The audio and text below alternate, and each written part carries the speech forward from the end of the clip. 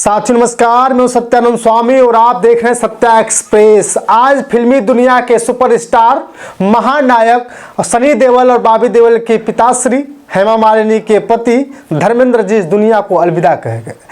साथियों, धर्मेंद्र के बहुत सारे डायलॉग आज भी आप लोगों के जहन में बस रहा होगा। बसंती, इन कुत्तों के सामने मत नाचना। हम वो मर्द हैं जो मौत का स्वागत मेहमान की तरह करते हैं। आपको पता है कि उत्तर प्रदेश के ठीक सटे प्रदेश बिहार में आज चुनाव हो रहा है, यानी कि आज वोट टल रहे हैं और ये आखिरी चरण का मतदान है। साथियों, बहुत सारे सोशल मीडिया पे खबरें फैलाई गई, कुछ तो अफवाह बता रहे हैं, कुछ तो सच्ची हकीकत बता रहे हैं। हम आज बात करेंगे ओम प्रकाश दीवाना जो मोहनिया विधानसभा सीट से चुनाव लड़ रहे हैं, उनकी विधानसभा में क्या हाल है, कैसा क्या हुआ था और कौन रात रात को छुप छुप कर पैसे बांट रहा था। दूसरी तरफ वहीं ठीक उसे ठीक सटे बगल में रामगढ़ विधानसभा जहां से सतीश यादव पिंटू जी चुनाव लड़ रहे हैं, वहां भी एक बहुत बड़ी घटना घटी है जहां कुछ लोगों को गिरफ्तार कर लिया गया है। आज इस पर भी नजर डालेंगे। उससे पहले आपसे निवेदन है कि दिल्ली की वो घटना के बारे में भी जान लीजिए, क्योंकि दिल्ली के लाल किला के पास एक कार ब्लास्ट होने के बाद लगभग 40 लोगों की मौत होने की संभावना बताई जा रही है। ये भी बताया जा रहा है कि जब ब्लास्ट हुआ हरियाणा से चलकर आई थी i20 नाम की वो कार जो मुस्लिम के नाम से ली गई थी, उसमें एक मुस्लिम डॉक्टर मौजूद थे। ये भी बताया जा रहा है कि डॉक्टर जो मौजूद था वो खालिस्तानी था। आप ये भी कह सकते हैं कि वो जो डॉक्टर था कहीं ना कहीं देश का माहौल जो है कि बिगाड़ने की कोशिश कर रहा था। पुलवामा जैसे अटैक को मामले को देखते हुए लोग कहे कि ये पुलवामा जैसा अटैक करना चाहता था। साथियों, इसी पर हम बात करेंगे और बहुत सारे लोगों की विचार में मन में ये आ रहा है कि कहीं ऐसा तो नहीं कि बिहार का चुनाव रद्द करने की साजिश है, या बिहार चुनाव को देखते हुए ऐसा प्लान बनाया गया है। कुछ तो अमित शाह जो देश के गृह मंत्री हैं उनका इस्तीफा मांग रहे हैं। साथियों, आज इसी पर चर्चा करेंगे और आपसे निवेदन है कि चैनल को सब्सक्राइब कर लीजिए और बेल आइकन की घंटी भी दबा दीजिए। साथ ही अगर आप मुझे आर्थिक रूप से मदद करना चाहते हैं तो QR कोड पर स्कैन करके मुझे आर्थिक मदद भी भेज सकते हैं। साथियों, देश और दुनिया के महानायक फिल्मी दुनिया में अपना एक अलग पहचान बनाने वाले सनी देओल और बॉबी देओल के पिता श्री धर्मेंद्र जी दुनिया में नहीं रहे, क्योंकि उनकी बहुत सारी फिल्में आज भी सुपरहिट रही हैं। लोग आज भी उनको याद करके बस यही कहते हैं कि एक धर्मेंद्र हुआ करते थे जिनके आवाज में दम हुआ करता था, जिनके डायलॉग में दम हुआ करता था, आज दुनिया छोड़कर चले गए। लेकिन साथियों, आपको पता है, एक तरफ वो दुनिया छोड़ के चले गए, उसकी ठीक पिछली रात को जब दिल्ली के लाल किले के पास i20 नाम की कार जब ब्लास्ट हुई तो पूरा देश शोक में डूब गया। क्योंकि साथियों, बताया जाता है कि समय समय पर इस देश में आतंकी हमले होते रहे हैं, लेकिन कार के ब्लास्ट होने का क्या मतलब है, कार ब्लास्ट हुई इससे क्या रिलेशन है। साथियों, बताया जा रहा है कि जो कार i20 हरियाणा से चल करके दिल्ली जा रही थी और जब वो दिल्ली लाल किला क्रॉस करती है तो वहाँ से कुछ ही दूरी पर जाने के बाद वो ऑटोमेटिक ब्लास्ट हो जाता है। लगभग 10 से गाड़ियाँ भी साथ में जल जाती हैं और 10 से ज़्यादा लोगों की मृत्यु बताई जाती है, 40 से ज़्यादा लोग घायल बताए जा रहे हैं। साथियों, आए दिन आंकड़े बढ़ते जा रहे हैं, लेकिन क्या आपको समझना बहुत ज़रूरी नहीं है कि आए दिन ऐसे आतंकी क्यों घुस जा रहे हैं?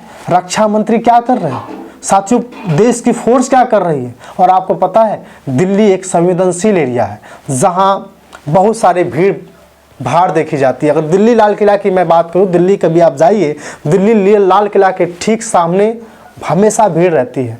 और बताया जा रहा है कि जो i20 कार है, i20 कार लगभग पार्किंग स्थल पर 2 से 2.5 घंटे तक वहां रुकी रही। साथियों, ऐसा बताया जा रहा है कि असली मोहरा जो उस ब्लास्ट का था डॉक्टर मोहम्मद उमर, जो ब्लास्ट करना चाहता था, क्योंकि उसका जो कनेक्शन पुलवामा अटैक से भी जोड़ा जा रहा है। कोई भी हो, कहीं भी हो, अगर 2.5 घंटे तक कार पार्किंग स्थल पर मौजूद रही, वो व्यक्ति उसमें से नहीं निकल कर आया। और ये भी बताया जाता है कि वो व्यक्ति मास्क लगाया हुआ था। अगर वो व्यक्ति मास्क लगाया हुआ था, 3 लोग उसमें सवार थे, तो सरकार के लोगों के, सरकार के कर्मचारियों के, पुलिस फोर्स का क्या बनता यही है कि उन लोगों की पूछताछ करनी ज़रूरी है। साथियों, आए दिन दिल्ली में कई लोग घुस जाते हैं आपने देखा होगा पुलवामा का अटैक कैसे हो गया, बर्दाश्त नहीं कर सकती है। दिल्ली में जाने वाले लोगों की गाड़ियां चेक करनी चाहिए। अब तो लोग कह रहे हैं कि वो दिल्ली का कांड नहीं होना था, बल्कि वो तो अयोध्या कांड होना था, बाकी बीच में ही ऐसा ब्लास्ट कर गया तो लोग क्या कहें। साथियों, पुलिस प्रशासन का कहना है कि हरियाणा से ही लोगों ने RDX का गिरफ्तारी की थी, RDX पकड़े थे, साथ साथ कई लोग भी गिरफ्तार हुए थे। लेकिन RDX पकड़े जाने से और लोगों की गिरफ्तारी से क्या ये मामला शांत हो जाएगा? साथियों, सन 2008 में देश के प्रधानमंत्री गुजरात के कभी मुख्यमंत्री हुआ करते थे। जब उस समय घटना घटी तो देश के प्रधानमंत्री का इस्तीफा मांग रहे थे। वो कह रहे थे कि ये सरकार को समझना चाहिए, सरकार को जल्दबाजी में मुख्यमंत्रियों की बैठक करनी चाहिए। लेकिन इस समय जब देश के प्रधानमंत्री मोदी जी हैं तो वो क्या कर रहे हैं? साथियों, रक्षा मंत्री पे सवाल खड़ा किया जा रहा है, गृह मंत्री अमित शाह पे सवाल खड़ा किया जा रहा है कि क्या ये लोग सिर्फ चुनाव लड़ने के लिए हैं? आपको पता होगा कि आए दिन जाकर के बिहार में अपना डेरा जमा लिया है, आए दिन प्रचार प्रसार कर रहे हैं और इसी बीच में एक कांड हो जाता है। अब बताया जा रहा है कि जल्दबाजी में बड़े बड़े अधिकारियों की बैठक अमित शाह जी करेंगे। लेकिन क्या ऐसा ही होगा? आए दिन ऐसे कांड होते जा रहे हैं। एक प्रकार से सरकार कहती है कि हम लोग पाकिस्तानियों के घर में घुस करके गोली मारेंगे। एक तरफ ये कहा जाता है कि पाकिस्तान को हम ईंट का जवाब पत्थर से देंगे, लेकिन कैसे देंगे? अब तो हरियाणा के जो डॉक्टर मोहम्मद उमर के बारे में बताया जा रहा है कि उनका भी कनेक्शन पुलवामा अटैक से था। तो क्या देश में ही सारे लोग सारे आतंकी हैं? इसको समझना जरूरी होगा। लोग ये जानने की कोशिश नहीं कर रहे हैं कि आखिर वो कांड कैसे हुआ, वो घटना कैसे घटी, बल्कि ये बताने की कोशिश कर रहे हैं कि उसमें जो उस गाड़ी में बैठा हुआ था वो व्यक्ति था मुसलमान। साथियों, हिंदू मुसलमान के चक्कर में दो लोग बट रहे हैं। लेकिन जब कोई घटना घटती है तो सूत्रों के हवाले से बताया जाता है कि अक्सर उनका कनेक्शन मुस्लिमों से ही होता है, अक्सर उनका कनेक्शन मुसलमान ही करते हैं, अक्सर ऐसे आतंक मुसलमान ही करते हैं। साथियों, अब हम इस चीज़ को तो खुली रूप से कह नहीं सकते कि सारे लोग मुसलमान ही करते हैं, लेकिन जब हिंदू मुस्लिम को बढ़ावा देने का प्रयास किया जा रहा है तो मुसलमानों को टारगेट किया जा रहा है, तो ये भी जाँच करना जरूरी है कि आखिर सच में जो उस गाड़ी में बैठे हुए थे सभी लोग मुसलमान थे।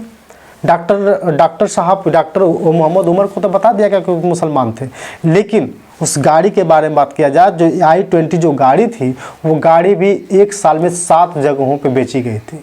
अब वो गाड़ी ब्लास्ट कर जाती है। अब किस वजह से ब्लास्ट करी, क्या हुआ था उस गाड़ी के अंदर, अब लोग जानने की कोशिश कर रहे हैं, जानना चाहते हैं। तो साथियों, बहुत बड़ा ये मामला है कि दिल्ली के लाल किले के पास इतना बड़ा कांड हुआ और अभी भी सरकार सुध नहीं ले रही है। साथियों, लेकिन एक तरफ बिहार में जो चुनाव हो रहा है, बिहार के चुनाव को देखते हुए लोग कह रहे हैं कि बिहार के चुनावों को, बिहार के वोटिंग को निरस्त करने के लिए, बिहार के वोटिंग को कमज़ोर करने के लिए, ताकि वहाँ का जो मामला है सबकी निगाहें इधर भटक जाए, इसलिए वहाँ पे लोग जो है कि बड़ा खेल रच रहे हैं।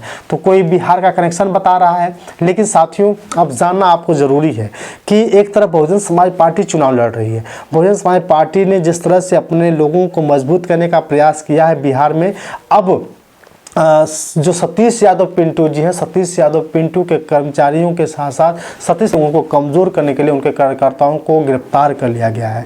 साथियों, सुनिए क्या कुछ कह रहे हैं। दुर्गावती थाने पर खड़े हैं और 2 लड़कों को, जो मेरे साथ के रहने वाले 2 लड़के हैं, दोनों लड़कों को थाने पर 2.5 घंटे से बैठाया गया है बिना किसी जुर्म के, और सीधे सीधे सरकार और प्रशासन के द्वारा जो है जानबूझकर सैकड़ों गाड़ियां रोड पे घूम रही हैं, तमाम गांव में दारू और पैसा बट रहा है, लेकिन प्रशासन बार बार फोन करने पर नहीं सुन रहा है। और 2 लड़कों को, निर्दोष जो लड़के हैं, सड़कों पर सिर्फ इसलिए बैठाया गया है क्योंकि वो पिंटू यादव के समर्थक हैं।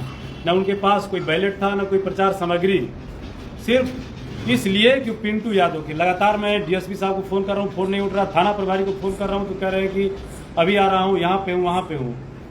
और ये सीधे सीधे यहाँ के जो वर्तमान भाजपा के विधायक अशोक सिंह हैं, उनके इशारे पर जानबूझ के कि पिंटू यादव के अगर लड़के दिखाई दें तो उनके थाने पर बैठाओ, क्योंकि ये लोग गांव में घूम के पैसा और दारू बांट रहे हैं, जहां हम लोगों के लड़के जाकर इसको रोकने का काम कर रहे हैं। तो प्रशासन के सहयोग से ये चल रहा है। अब साथियों, बिहार को कमज़ोर करने के लिए या बिहार के चुनाव को कमज़ोर करने के लिए क्या सतीश यादव के कार्यकर्ता को गिरफ्तार किया गया था या कुछ और मामला था? क्योंकि ये लोग लगातार पैसे बांटने को लेकर के मुहिम चला रहे थे कि पैसा कोई बांटे ना पाए, पैसा कोई चोरी न करने पाए, कोई व्यक्ति विशेष या न घुस जाए। और आपको बता दूं कि उसी रामगढ़ विधानसभा में जब पूजा पाल जो समाजवादी पार्टी की विधायक हैं और भाजपा के सपोर्ट में वो प्रचार करने निकली थी, प्रचार प्रसार खत्म हो गया था, फिर भी पूजा पाल उसी रामगढ़ विधानसभा में डटी हुई थी। एक व्यक्ति सामने आता है, पूछता है कि प्रचार तो खत्म हो गया, अब यहाँ क्या कर रही हैं? अब वो भागती हुई नजर आ रही हैं। मैडम एक मिनट सर, रुकिए ना मैडम रुकिए ना भाई। मैडम कल प्रचार खत्म हो गया मैडम, आप घूम सकती हैं, हमारे परिवार के लोग हैं, कल घूम सकती हैं मैडम। घूम नहीं रहे हैं। तो फिर आप रामगढ़ विधानसभा में क्या कर रही हैं? एक झंडा आप देखिए। कोई बात नहीं, झंडा से कोई मतलब नहीं है मैडम। सुनिए ना मैडम, आप घूम सकती हैं मैडम आप घूम सकती हैं रामगढ़ में। रुका ना भैया, रुका भाई, रुका मैडम, आप घूम सकती हैं मैडम। दूसरी तरफ ओम प्रकाश दीवाना जो मोहनिया विधानसभा से चुनाव लड़ रहे हैं, उनको भी एक खबर मिलती है, उनके चैनल उनके आईडी से पोस्ट किया जाता है कि संगीता जो कुमारी हैं, जो भाजपा की प्रत्याशी हैं और भाजपा की विधायिका रही हैं, वो पैसे भी बांट रही हैं। लोगों तो फैसला